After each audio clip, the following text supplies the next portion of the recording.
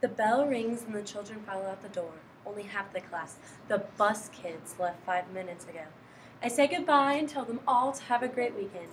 My eyes scan the cubbies, floors, desks with abandoned coats, bags, books, glitter lip gloss, insects in many drawers with fork-poke tops. I am exhausted. U.S. Senator Joe Manchin III once said, "Every child deserves a caring adult in their lives, not always a parent or family member, maybe a neighbor or friend, but oftentimes a teacher." Here's a story You Can't Take Them Home at Night by Brian Weiler. No one can know the energy transferred each day in a grade school classroom, them tired as they shuffle in, sucking in energy from my coffee-induced morning cheer. "How are you doing today? Isn't the sunshine wonderful?"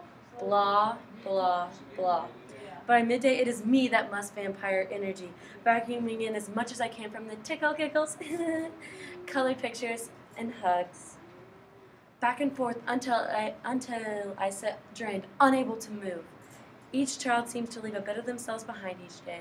Half-gnawed pencils, smells, and memories. At the far left desk front of the room, I see Jessica's papers bursting from under the hinged tops of his fighting each other for air.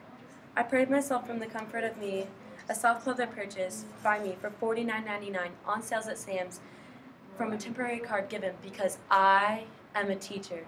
One of those hidden perks that keeps people assured that we were overpaid and this job is too easy. I rise and move slowly towards the white line blob vomiting itself from beneath the desk. I can make out one of the names on the papers.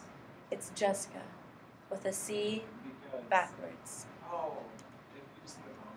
Jessica is a beautiful child with dark, deep chocolate marble eyes, flawless skin, like the color of linseed oil mahogany, with long black hair.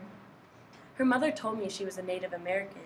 I remember making a note of it on a pink Post-it. All her Thanksgiving worksheets used the word Indian. I hoped to avoid conflict, but Jessica had fallen behind, failing many tests. When I asked her if there was something else wrong, she shared not one, but both of her parents were in jail. Mom, hot checks. Dad, DUI, number 3. So Jessica had to stay with Grandma. I drove her home to her parents once. She was staying after school with me for extra tutoring. She used to beg to stay after school, even when it wasn't her night. "Can I come home with you, please?" "I'm sorry, I can't do that." So many times I'd wanted to say, "Yes, come home and be all the great things I know you can be." So you have a chance. But I quickly come back to reality of it all. Not my child as I pull into the driveway of the rental house. Her father waved and gave me a smile. He was finishing what was left of his Busch Light can. In front of him was a large box of scattered parts to a new gas grill. I'd seen it at Sears earlier in the week for $259. Nice one, but too much money for me. I wanted to leap from the car and grab the man and scream, "What the hell are you doing? You have no money, no love, and no house, and you go and buy a $259 grill? Huh? What is wrong with you?"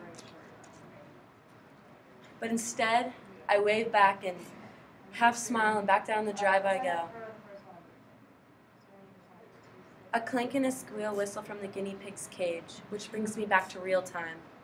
I move over and see that they have devoured the duct tape, which once held the water bottle in place.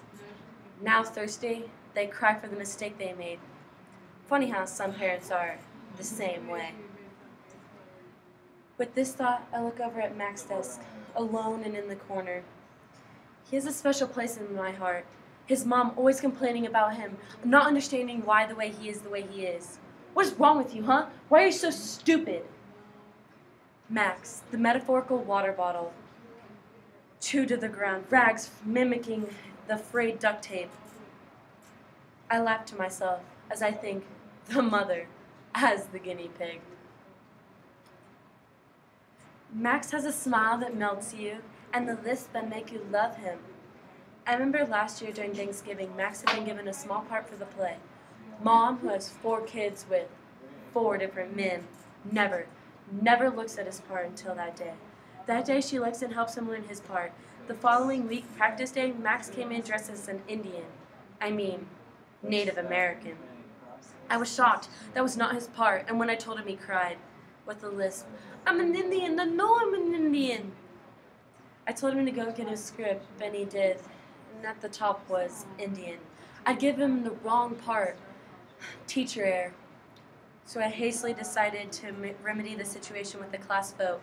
All my Native Americans left the room, and when I called Max's name, no one raised a hand. I lied, telling him that I could take him home that day. My heart ached and my stomach at a loss. I told him I wish I could take him home. Through the moist eyes, he smiled, instantly lighting up. I think that'd be okay. My mom says I'm a bad boy anyways.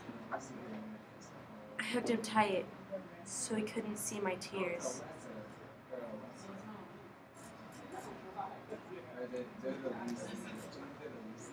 I take a moment to pull 2 or 3 puffs from the box and wipe my eyes. The sting from hurting Max last year renewed with the memory. As I peered out on the wad of damp tissues with my grasp, I smiled. I remember Max never being able to pull 1 puff from the box. Stupid puffs, you know they ripped the box, you know. One last scan of the room. A deep breath. I am thankful for Saturday. I'm suddenly thankful for my family. I will call them when I get home. As I fish for my keys from my desk drawer, my hands contact something foreign. I reach in and pull out a paper snowflake.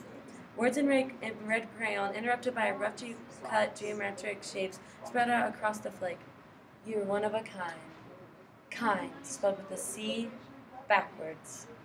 The soft blue glow from the aquarium illuminates the room. Good night, my children. Stay safe, and I'll see you Monday.